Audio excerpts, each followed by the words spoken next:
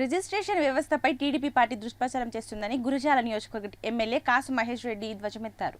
పాత పద్ధతిలోనే రిజిస్ట్రేషన్లు జరుగుతాయని కాసు స్పష్టం చేశారు. వైసీపీ మేనిఫెస్టో ఆవులాగా ఉంటే టీడీపీ మేనిఫెస్టో తన్నే ఆంబోతులాగా ఉందని వ్యాఖ్యానించారు. టీడీపీ మేనిఫెస్టో అమలు కాని హామీలతో ఉందని విరుచుకుపడ్డారు. చెప్పిన మాటలపై నిలబడే జగన్ కావాలా, రోజుకో మాట మార్చే చంద్రబాబు కావాలా అని ప్రజలు నిర్ణయించుకోవాలన్నారు.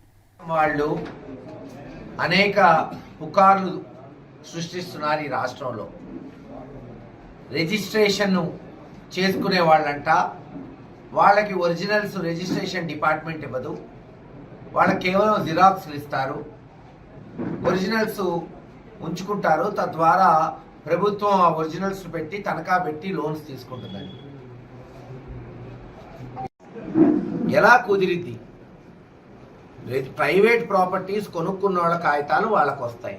దాన్ని ప్రభుత్వం ఎక్కడన్నా తనఖా పెట్టిందా?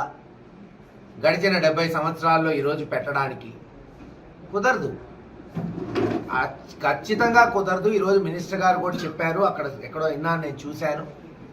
ఎట్టి పరిస్థితుల్లో మేనిఫెస్టో కాదు చంద్రబాబు నాయుడు గారు, ఇది ఆచరణ చేసే మేనిఫెస్టో.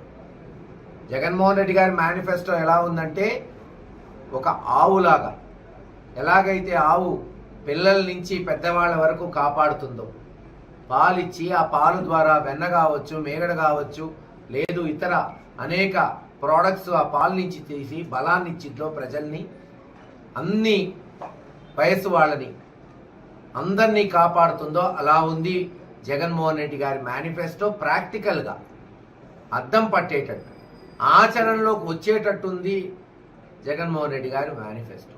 చంద్రబాబు నాయుడు గారి